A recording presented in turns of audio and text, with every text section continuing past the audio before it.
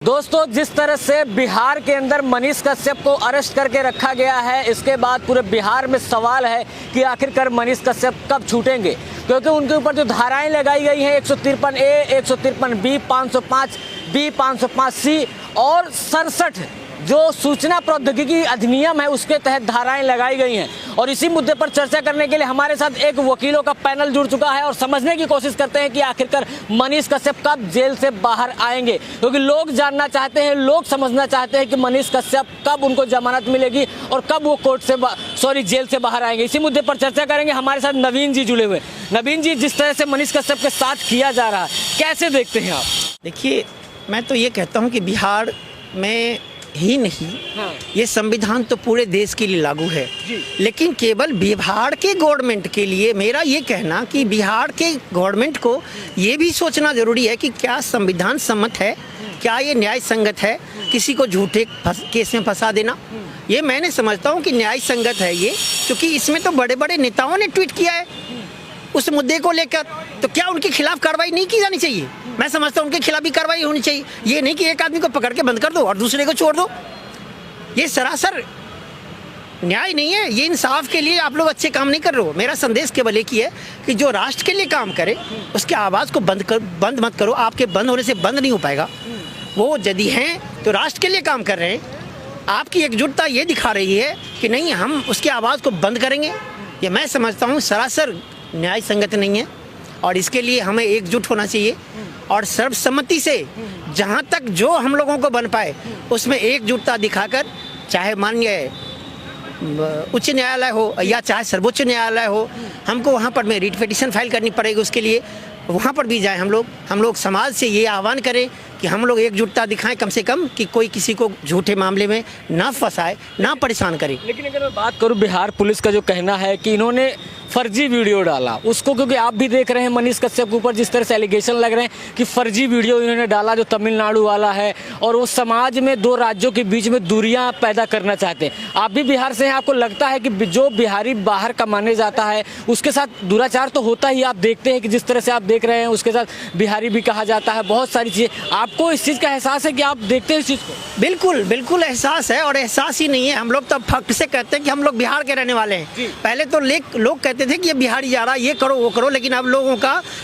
Intention change हो गया है। अब ये लोग सम्मान से, इज्जत से लेते हैं। ये देखिए बिहार के लोग हैं, ये IAS है, IPS है। अभी भी जो हमारे नए जनरेशन में देखिए तो IAS IPS की संख्या हम लोगों से ज़्यादा है। हम एडवोकेसी में भी, हम जुडिशियरी में भी सबसे आगे हैं। अब ये कहना कि समाज के लिए कि हम लोग बिहार में, अब ऐसा नहीं है, अब वो चेंज हो गया है और हमें एकजुटता दिखानी पड़ेगी। अभी कुछ दिन पहले महाराष्ट्र की एग्जाम्पल सामने है, जो बिहारियों को कैसे सताया जाता था। अभी तमिलनाडु की ये घटना है, सरासर बड़े बड़े लोगों ने अपने वक्तव्य दिए हैं। मैं ये मानता हूँ कि जो इनके प्रति किया गया है ये बिल्कुल निराधार है और ये नैतिक रूप से सही नहीं है, संविधान सम्मत नहीं है। क्योंकि संविधान तो सबके लिए है।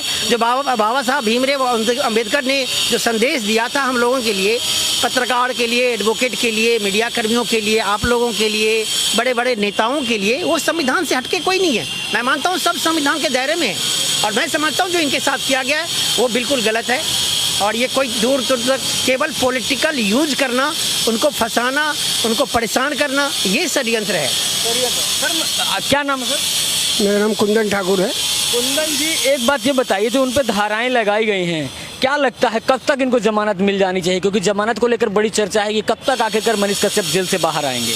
देखिए, जमानत की जहाँ तक बात है, वो जमानत तो इनकी हो जानी चाहिए, क्योंकि ये तो निराधार है। सारे झूठे एलिगेशन और पॉलिटिकल दबाव की वजह से रुकी हुई है, इस वजह से रुकी हुई है। दूसरी बात है कि ये बिहार के हैं, लोग थोड़ा इंफेरियर दृष्टि से देख रहे हैं, लेकिन ये नहीं जानते हैं कि हमारा कानून, हमारा संविधान पूरे इंडिया में एक है और सबका नागरिकता, सीनियर सिटीजनशिप एक है, सबकी आइडेंटिफिकेशन एक है, चाहे वो हम बिहार के हैं, चाहे यूपी के हैं या चेन्नई के हैं या तमिलनाडु के कहीं के भी हों, सब हम एक हैं और हम कहीं भी कुछ भी कर सकते हैं। ये हमारा फंडामेंटल राइट्स है। कुंदन जी, एक बात देखिए, जब कोई नेताओं को अगर पकड़ा जाता है तो 2 दिन में जमानत हो जाती है, 2 दिन में बाहर आ जाता है। अभी अगर हम बात करें हालिया घटनाक्रम हो, कांग्रेस के नेता पवन खेड़ा, उनको 1 दिन में जमानत मिल गई, तो मनीष कश्यप को आखिरकार जमानत क्यों नहीं मिल रही है? ये क्या वजह है इसका? देखिए, मनीष कश्यप जी के पीछे बैक जो है कोई ठोस जो नेताओं का जो बोलबाला है जो अभी वो नहीं है, क्योंकि ये कड़वा सच बोलते हैं। और कड़वा सच आप जानते हैं कि वो कड़वा सच जो है ना खराब होता है लोगों के लिए, वो लोगों को तीखा लगता है, मिर्ची की तरह लगता है। और इसमें बहुत सारे नेता आ रहे हैं, बहुत सारे दल वाले आ रहे हैं, तो इन सबों की मिली भगत से मनीष कश्यप का ना जमानत हो रहा है, लेकिन जमानत तो हो जानी चाहिए। और जहाँ तक की बात है फेक यूट्यूब की, जो ये फेक